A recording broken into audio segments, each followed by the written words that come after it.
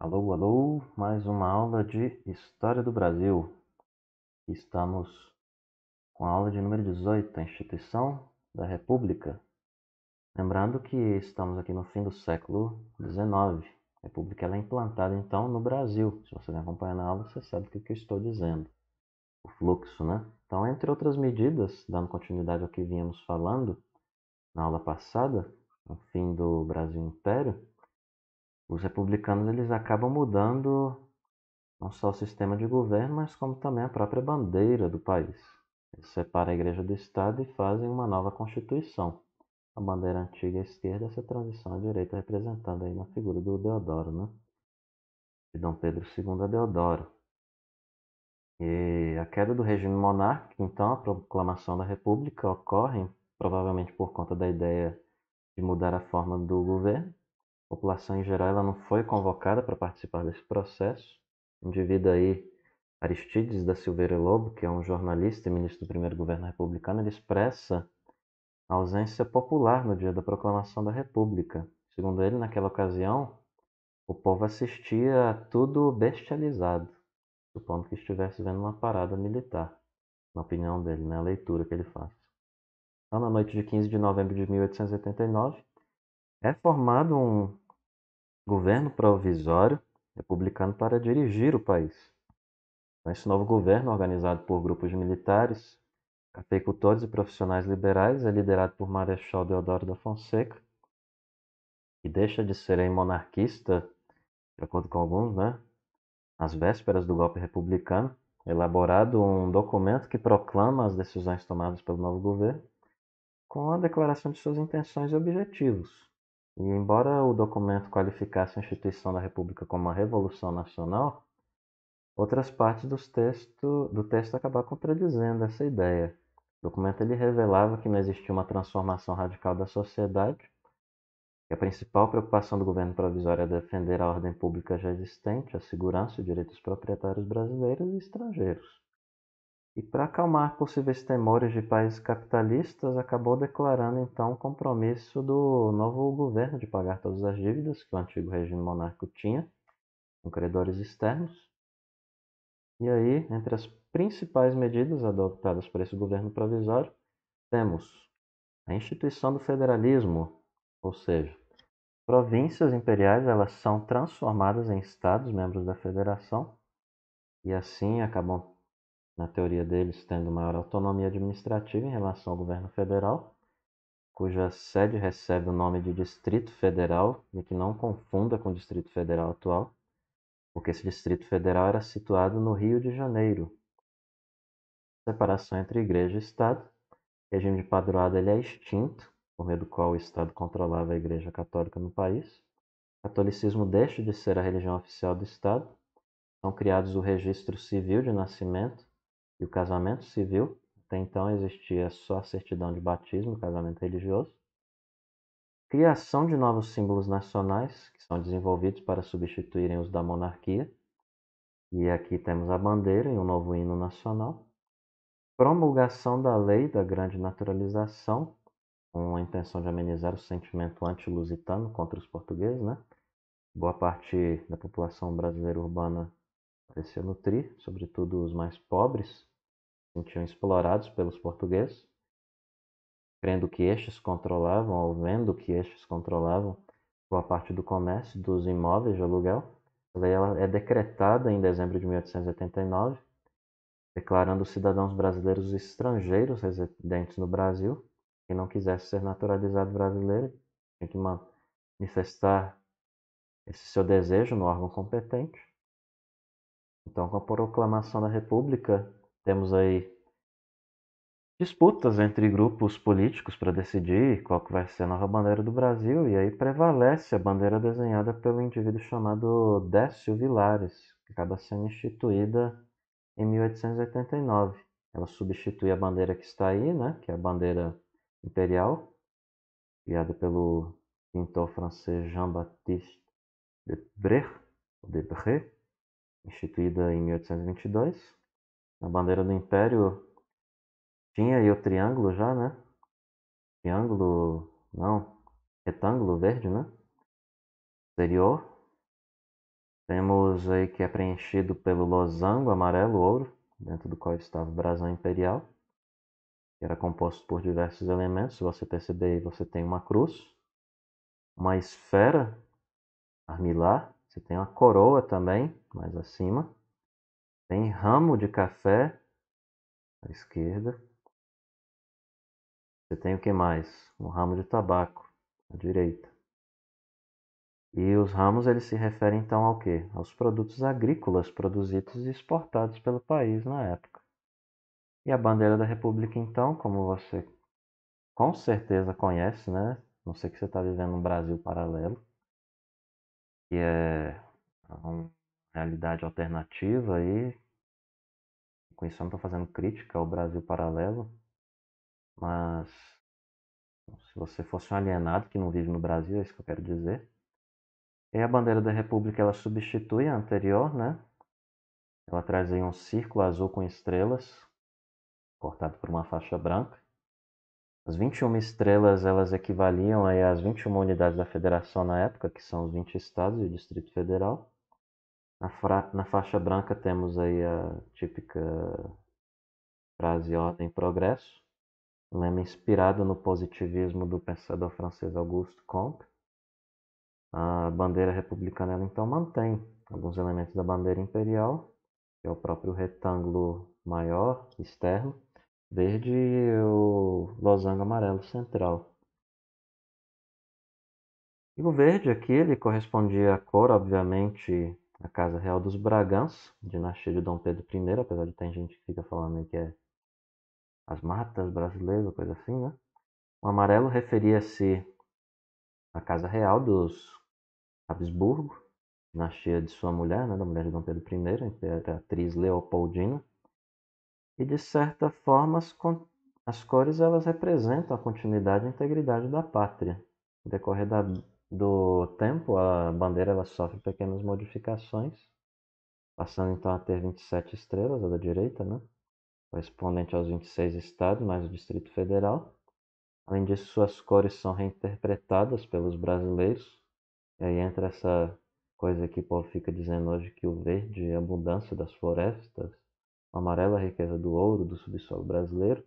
Na verdade, isso daí é uma tendência mais contemporânea, em minha opinião, de querer apagar a história da monarquia. Que existem pessoas que entendem ser muito mais gloriosas do que a própria história da República. E fica aí a curiosidade para você ter a sua própria opinião. Mas o governo provisório ele implanta uma reforma financeira, é conhecida como encilhamento, que é executada pelo ministro da Fazenda, Rui Barbosa, a partir de janeiro de 1890. O objetivo dessa mudança era o estímulo do crescimento econômico, especialmente do setor industrial, e por conta disso, e para isso, o governo permite que bancos instalados nos atuais estados da Bahia, Rio, São Paulo e Rio Grande do Sul viessem emitir grande quantidade de moeda, que serviria então para a criação de novas indústrias e pagamento dos salários dos operários. Essa reforma ela gera uma crise econômica ligada a três elementos, né? A gente que fica querendo inventar de emitir moeda, criar moeda, né? Inflação, os bancos emitem mais dinheiro que o necessário, circulação de moeda superior à produção real da economia traz inflação, empresas fantasmas, grande quantidade de dinheiro gerado pelas emissões bancárias e a falta de controle governamental possibilita a criação de empresas fantasmas que surgem só para terem crédito facilitado em bancos. O dinheiro emitido não se convertia, em muitos casos, em produção. E especulação financeira. A reforma ela estimula excessiva especulação financeira, desvia investimentos da área produtiva. Na Bolsa de Valores do Rio, muita gente buscando lucro fácil compra ações para esperar a rápida valorização delas e assim vendê-las por um preço muito maior, sem nem mesmo se preocuparem com o que as empresas produziam. E de acordo com alguns historiadores, é provável que o nome dado à reforma tenha surgido da especulação que ela gerou, desenfreada, porque o termo encilhar significa arrear o cavalo, preparando então para uma corrida. Então a reforma ela produz um movimento tão grande na Bolsa de Valores do Rio que ela era semelhante a um hipódromo em dias de corrida. Os investidores, então, eles são comparados a apostadores tentando uma espécie de sorte no jogo. Então, na época, muitos cafeicultores, eles protestam contra essa política econômica. Isso não interessava a eles, essas medidas que dessem mais importância à indústria do que ao café. Resultados dessa reforma política, eles despertam críticas, até mesmo em ministros republicanos. E aí, pressionado, Rui Barbosa ele demite-se do cargo, se demite em janeiro de 1891. E aqui a gente também fala um pouco sobre a própria primeira Constituição da República.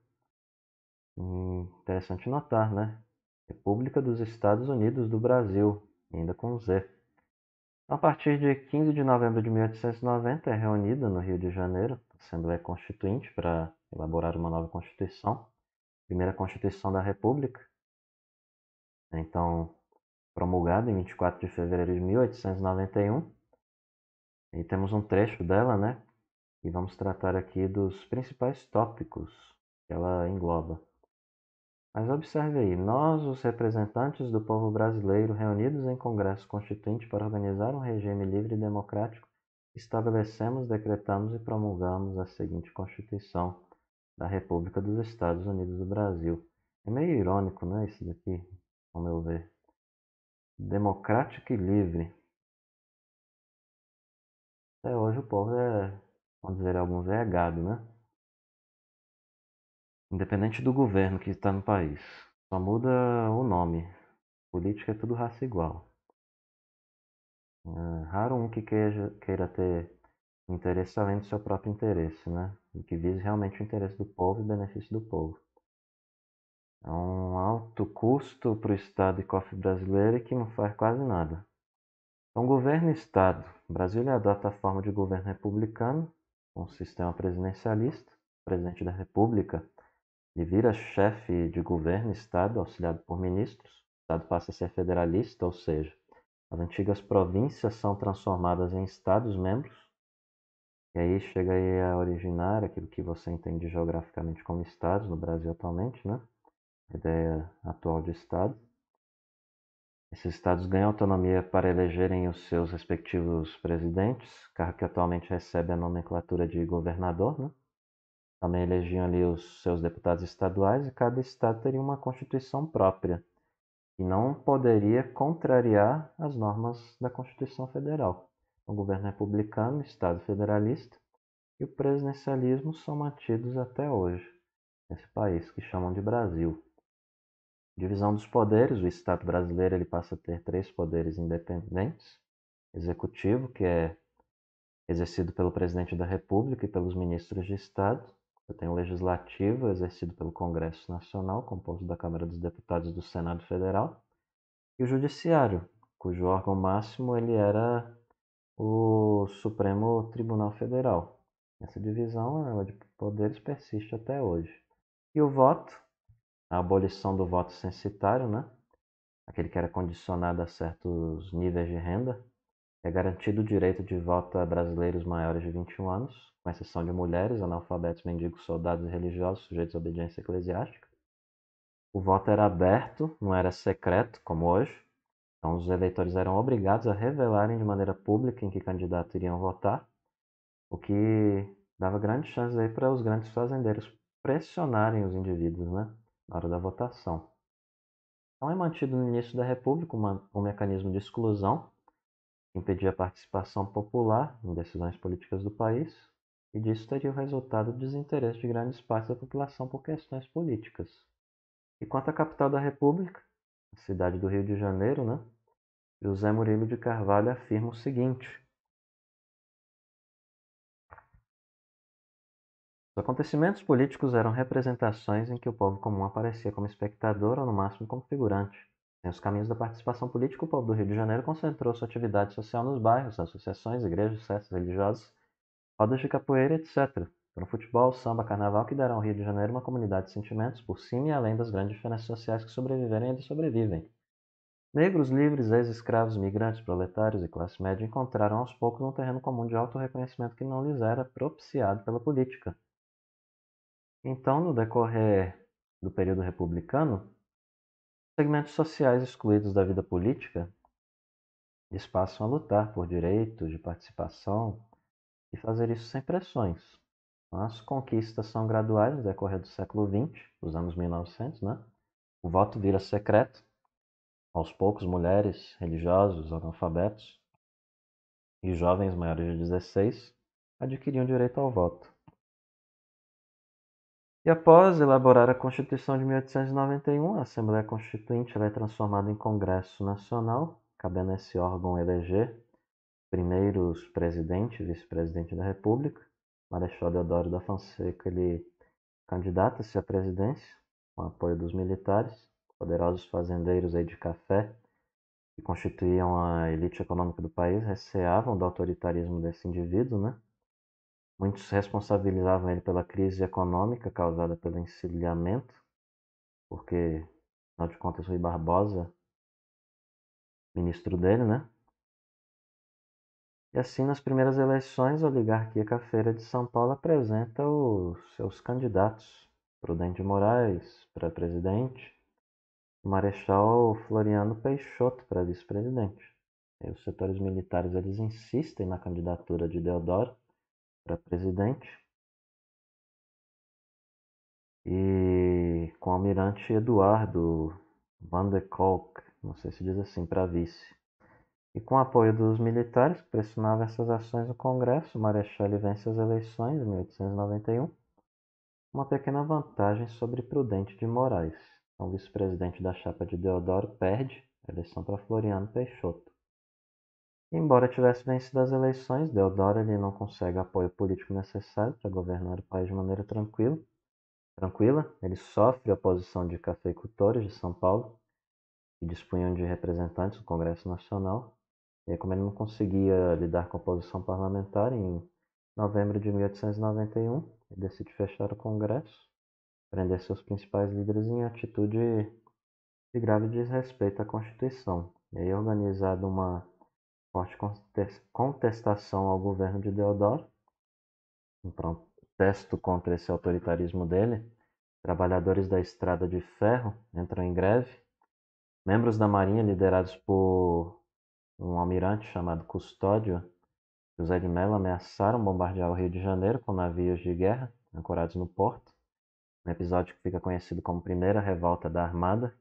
E diante dessa situação, Deodoro ele renuncia então à presidência em 23 de novembro de 1891 e seu cargo foi ocupado pelo vice-presidente, Floriano Peixoto, né?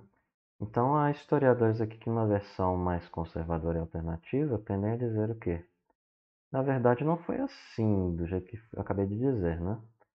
E, na verdade, Deodoro ele foi utilizado meramente como fantoche para o bode expiatório para remover a monarquia e ser a transição aí para a república, de maneira que aqueles que estivessem ali à frente da república, então depois fizessem a debandada dele, conforme aconteceu, né?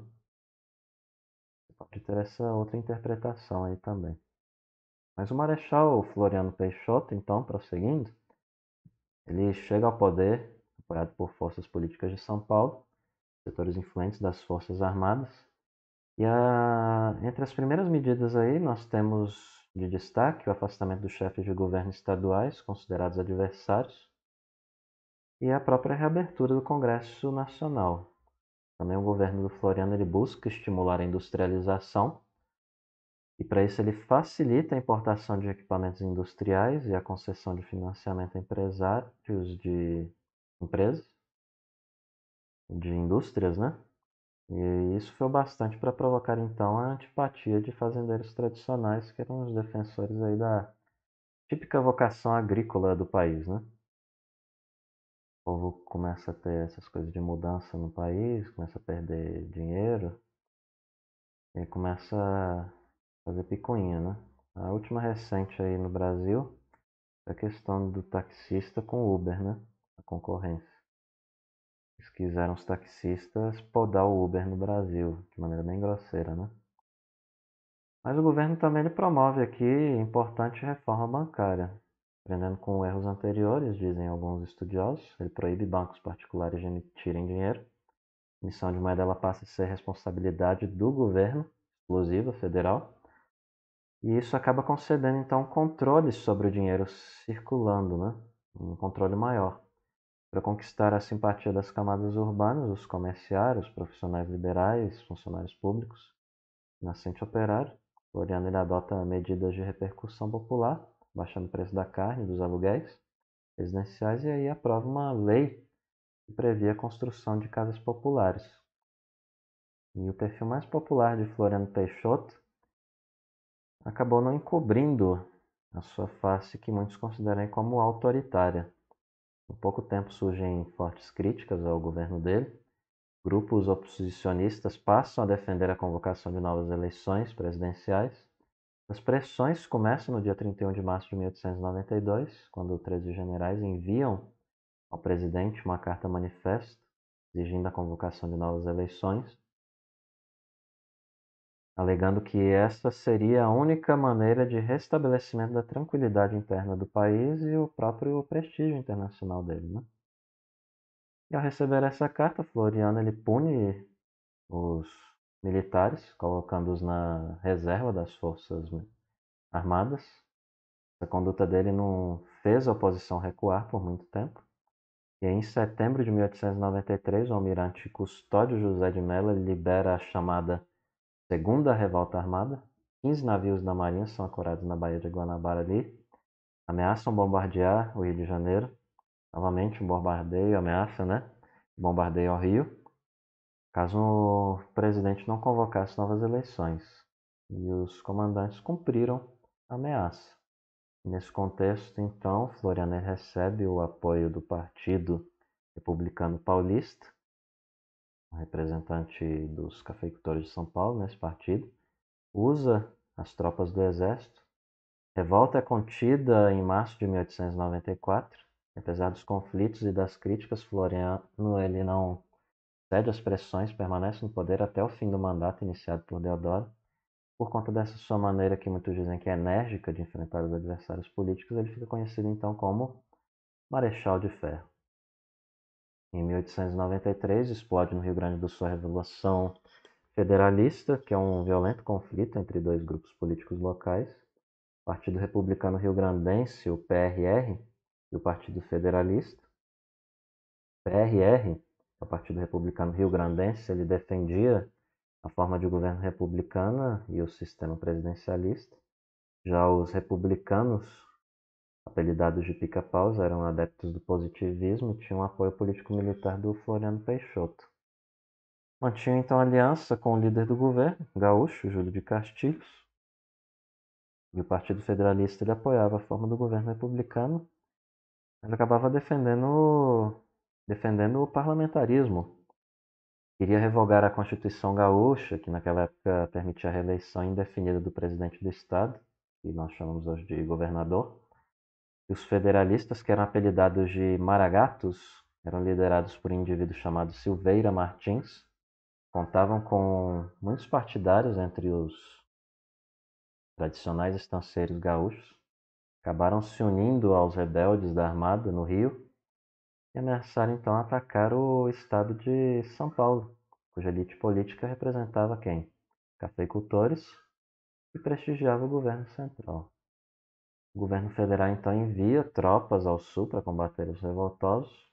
Mais de 2 anos de conflito, essa revolução federalista ela causa a morte de cerca de 10 mil pessoas, terminando só lá para agosto de 1895 a vitória dos ditos pica-paus, durante o governo do Prudente de Moraes, que foi o presidente eleito em 1º de março de 1894.